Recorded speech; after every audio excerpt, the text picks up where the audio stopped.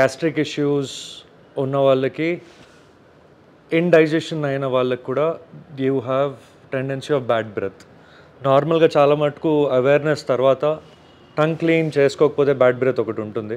వాళ్ళ పళ్ళు బాగుంటాయి, అంత బాగుంటుంది, బట్ టంగ్ క్లీన్ చేసుకోకపోవడం వల్ల అదొకటి. సెకండ్, మెడికల్ కండిషన్స్ ఏది ఉన్నా సరే మ్యామ్, డయాబెటిక్ ఉన్నప్పుడు, కార్డియాక్ ఇష్యూస్ ఏదైనా ఉన్నప్పుడు మ్యామ్ 100% బ్లీడింగ్ అనేది ఉంటుంది పళ్ళల్లో. అది ఉన్నప్పుడు థైరాయిడ్ కండిషన్స్ కూడా కానివ్వండి, ఈ 3 కండిషన్స్లో ఎక్కడున్న బ్లీడింగ్ గమ్స్ అనేది ఉన్నప్పుడు 100% బ్యాడ్ బ్రెత్ అనేది రావడానికి ఎక్కువ ఛాన్సెస్ ఉంటాయి మ్యామ్. ఓరల్ హైజీన్ ఒకటి నీట్గా మెయింటైన్ చేసుకుంటూ ఉండడం మ్యామ్. సిస్టమిక్ కండిషన్స్ ఉన్న వాళ్ళకి అది కంట్రోల్లో తెచ్చుకోవడము, అది కంట్రోల్లో ఉండడం అనేది చాలా ఇంపార్టెంట్ ఉంటుంది మ్యామ్. ఫర్ ఎగ్జాంపుల్ డయాబెటిక్ ఉన్నవ్వండి, కార్డియాక్ ఇష్యూస్, హార్మోనల్ ఇంబ్యాలెన్సెస్ కానివ్వండి, ఇండైజెషన్స్ ఎవరికైనా, గ్యాస్ట్రిక్ ఇష్యూస్ ఎవరికున్నా సరే, ఇవన్నీ ఆ సిస్టమిక్ కండిషన్స్ కూడా కరెక్ట్గా మనం మేనేజ్ చేసుకుంటూ ఉంటే 100% దీనికి మనము ఒక స్టేజ్ వరకు మనం దాన్ని రెడ్యూస్ చేయొచ్చు. Second thing, mouth washes use చేస్తూ ఉండి రెగ్యులర్గా యూస్ చేస్తూ ఉంటే అదొకటి. ఎక్కువ ఎక్సెసివ్ మౌత్ వాష్ యూస్ చేయడం వల్ల కూడా స్టెయినింగ్ ఆఫ్ టీత్ ఉంటుంది.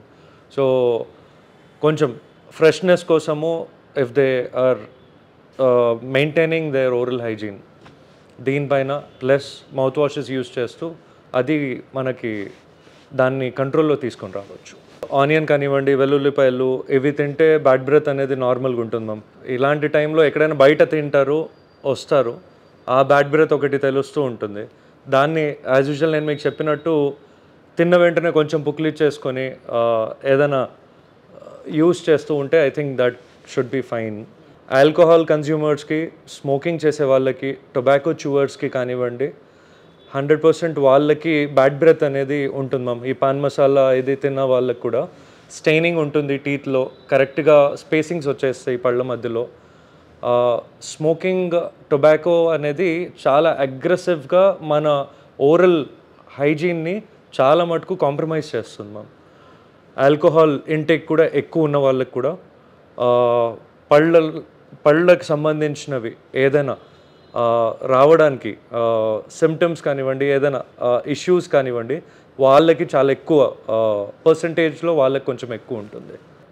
వాళ్ళ హ్యాబిట్స్ వాళ్ళు కొంచెం తగ్గించుకుంటే ఈ బ్యాడ్ బ్రెత్ కానివ్వండి, స్టెయినింగ్ ఆఫ్ టీత్ కానివ్వండి, ఏదున్నా సరే మనం అక్కడ కొంచెము ఒక్క పాయింట్ వరకు రెస్ట్రిక్ట్ చేయగలుగుతాం మ్యామ్.